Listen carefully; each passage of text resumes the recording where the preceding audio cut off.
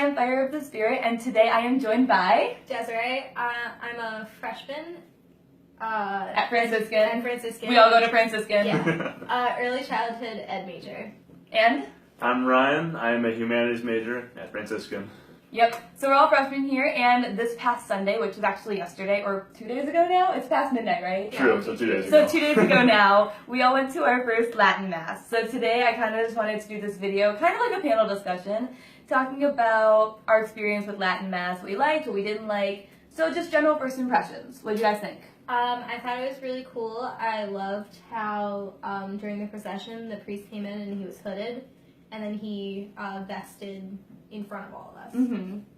What about you? I thought it was a very atmospheric Mass, a lot different than any typical Mass. The music especially was beautiful, well put together, lots of practice that went into it, so I enjoyed that the most, I think. Yeah, to go off that for sure, very different than a lot of the masses I've been to. None of us have ever been to a Latin Mass, so definitely very different. Love the music. The music I felt really helped to bring it, because the music's all in chant, so it was really beautifully done. Good job to the Schola choir at Franciscan. Yeah. It was so gorgeous, Very well done. amazing. So, yeah, so that was kind of our first impression. So, one thing that I kind of really liked about it, so kind of like the obvious differences, the one obvious difference, it's in Latin. Yeah. Not in English, except the homily, which was good, because I can't translate Latin to save my life. Yeah, no. I can do et cum spiritu tuo. So one phrase in Latin That's I can do. So what were some other kind of differences that you guys noticed about the Mass? Well, for me especially, I noticed a much more prominent role with the servers, and you don't see that usually in a regular Mass. They're always in the background, but here, always have their hands folded, they're following the priest around.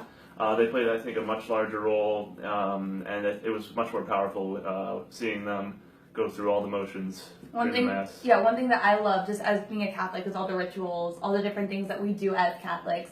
And so, for one of the things that I loved, usually when the servers are going back and forth across the altar, they always bow to the altar of the tabernacle. But something that was really beautiful was that the servers, every time they were moving, would take the time to go out to basically the front of the altar, and they would genuflect, especially if they were two servers crossing, they genuflect together, and I always thought that was so beautiful, and it just made me smile and just like marvel in what we do for God and to glorify and honor Him. So definitely the servers were so cool. I definitely enjoyed how you couldn't hear the priest at all, because the words that the priest is saying are supposed to be so sacred that the human ear can't hear them, which I think is really cool, because in my mind, when God talks to you, you can't really hear Him, but you can feel Him, and I think that's really powerful, just the way they express that in tradition. Mm-hmm. And that's interesting, because I definitely did get a sense of power from it, and it was definitely really interesting. Something that I kind of disliked about the Latin Mass was the fact that I couldn't hear the priest saying and I think it was a beautiful demonstration of how powerful the words of Mass are, for sure, especially the words of consecration more than anything.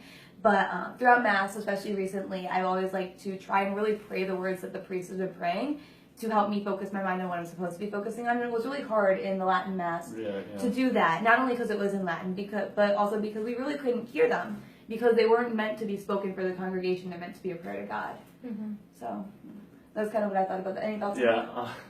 Just one more nitpick. It didn't have anything to do with the Mass, but they gave us a little booklet to follow along, which... Yeah, I didn't get one. I didn't know that they were there, so... It was very distracting, because it took you away from the moment of the Mass, and... Because you were, trying to find where they were. That, and it actually didn't really follow the readings or anything like that, so sometimes it would just take you away from that moment. That's just a nitpick, though. Yeah. Something that I loved, personally, was how everything was set up. Christ the King Chapel, I walked into it and I was like, something is different. Yeah. Because just the way it was all set up, it was so beautiful.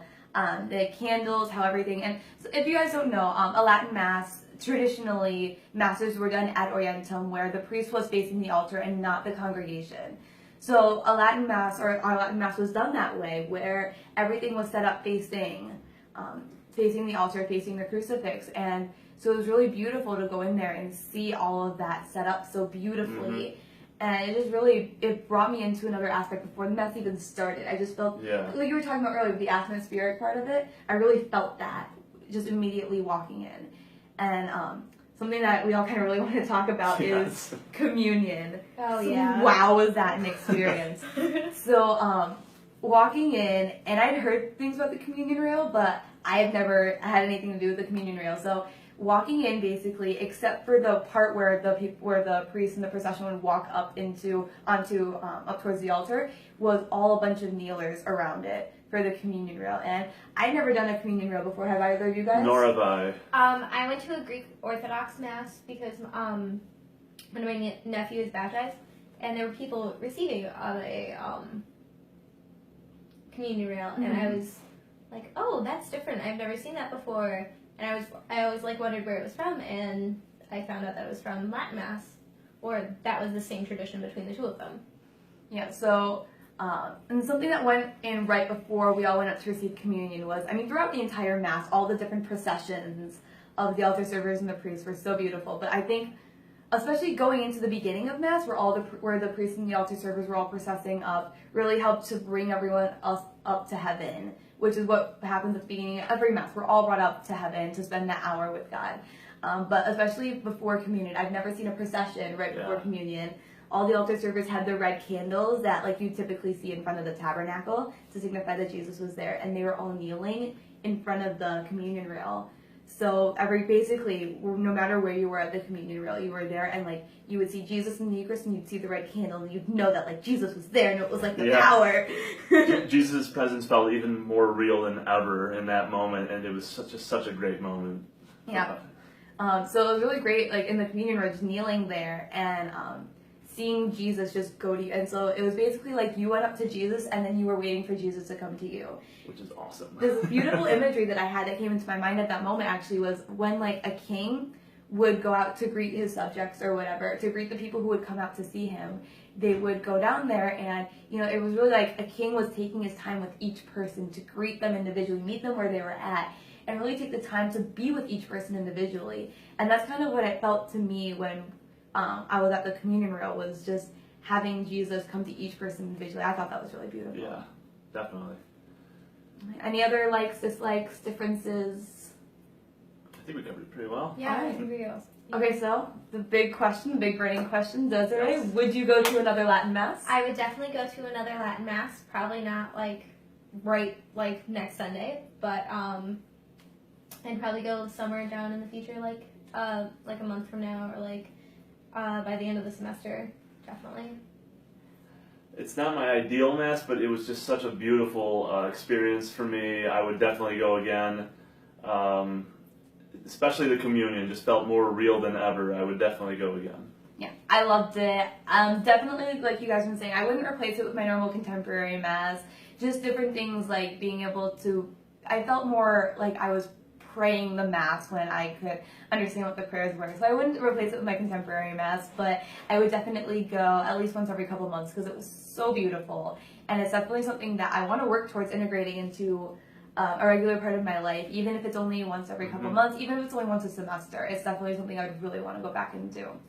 Okay, so now to wrap up, we just have a couple tips for you guys who have never been to Latin Mass and who want to go. First, really do the readings before Mass. As Catholics, we're called to do the readings before Mass anyway, but I know sometimes I can definitely relate just getting lazy and kind of like skating off and be like, I'm going to hear them at Mass anyway. But because the readings are in Latin, that kind of becomes harder to do. So an easy way to do this, if you guys don't know where to find the readings for Mass, is to Google Mass readings. And the first one that's going to come up, the first link, is usccb.org, which is the United States Conference of Catholic Bishops. And it'll pop right up with the Mass readings for that day. So that's a really simple way to do it. So if you have internet access, which you should because you're watching a YouTube video right now, you no longer have an excuse to not do the Mass readings. So that's my tip for you guys, is to really do the Mass readings before Mass. My tip for you guys is definitely learn the Mass parts in Latin. So one of the big Mass parts that everyone should know is Et cum spirituum, which is just and with your spirit, which is a big part of the Mass in English and in Latin. But definitely learn just the basic Mass parts. And honestly, just really try to be immersive with the Mass and just be part, even if it's your first time, really feel like you've gone to this thousands of times before. Just really try to be part of the experience. Yeah. Oh, Go ahead. And also, when you're going to receive communion, don't say amen. Mhm. Yes. That's like a big thing, is you're not supposed to say amen when you receive communion. Yeah, that was something I didn't know. So that was something that was new for me when going into this experience. So extra tidbit of information there. So to wrap that up, as always, I have a Bible verse. So this one comes from 1 Timothy chapter 6, verse 11.